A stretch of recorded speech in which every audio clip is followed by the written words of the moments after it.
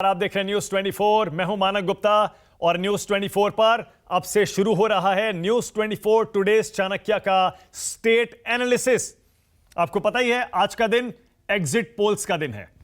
आज गुजरात में final round यानी दूसरे चरण की वोटिंग इस समय चल रही है और जैसे ही वोटिंग खत्म होगी सारे के सारे न्यूज चैनल्स और उनसे जुड़ी हुई एजेंसीज अपने अपने एग्जिट पोल के आंकड़े लेकर आपके सामने हाजिर हो जाएंगी।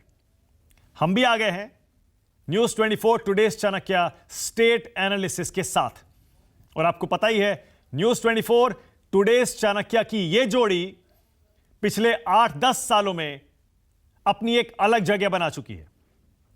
हिंदुस्तान में सबसे विश्वसनीय यह जोड़ी बन चुकी है अपने सटीक विश्लेषण की वजह से। साल दर साल, चुनाव दर चुनाव, चाहे विधानसभा के चुनाव हो या फिर लोकसभा के, हमने हर बार सबसे सटीक विश्लेषण किया है, सबसे सटीक अंदाजा लगाया है और ज्यादातर अनुमान हमारे बिल्कुल सही साबित हुए हैं।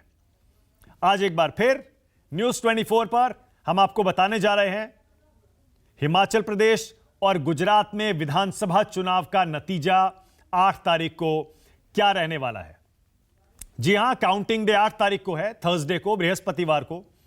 लेकिन आज क्योंकि वोटिंग का दूसरा दिन है, दूसरा चरण है गुजरात का, आज वोटिंग खत्म हो जाएगी। आज हम आपको अपना एनालिसिस दिखा सकते हैं, महापोल दिखाएंगे, सारी की सारी सर्वे एजेंसियां अपने अपने एग्जिट पोल्स में क्या कह रही हैं वो आंकड़े भी आपको दिखाएंगे। इसीलिए आपको कहीं और जाने की जरूरत नहीं है। न्यूज 24 पर गुजरात और हिमाचल प्रदेश कौन जीत रहा है इसकी सही तस्वीर आपको मिल जाएगी। जल्दी से आपको यह भी बता दें, एग्जिट पोल के और हमारे एनालिसिस के आंकड़े आने शुरू हों उससे पहले कि गुजरात के दूसरे चरण में 1 बजे तक करीब 35% वोटिंग हुई है। सबसे ज्यादा साबरकांठा में, माफ करिए, 3 बजे तक का आंकड़ा हमारे पास आ चुका है। बनासकांठा में करीब 56% वोटिंग है। अरवली और छोटा उदयपुर में 54% वोटिंग है। 93 सीटों पर आज वोटिंग चल रही है। गुजरात के विधानसभा चुनाव में सेकंड राउंड की वोटिंग और 3 बजे तक एवरेज है 51%। 51% वोट पड़े हैं गुजरात में आज दूसरे चरण के मतदान में। यह मतदान क्या कहता है इसका विश्लेषण भी करेंगे, क्योंकि याद करिए पहले चरण में भी करीब 3% कम वोट पड़े थे। आज दूसरे चरण में जो मतदान होगा वो भी जाहिर है कोई ना कोई इशारा जरूर करेगा, क्योंकि माना यही जा रहा था कि इस बार त्रिकोणीय मुकाबला है, मतदान बढ़ सकता है।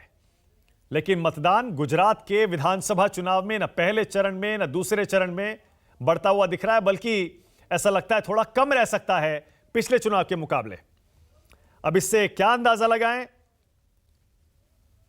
यह मतदान क्या कहता है, आपको यह जानने के लिए, यह बताने के लिए सीधे ग्राउंड जीरो ले चलेंगे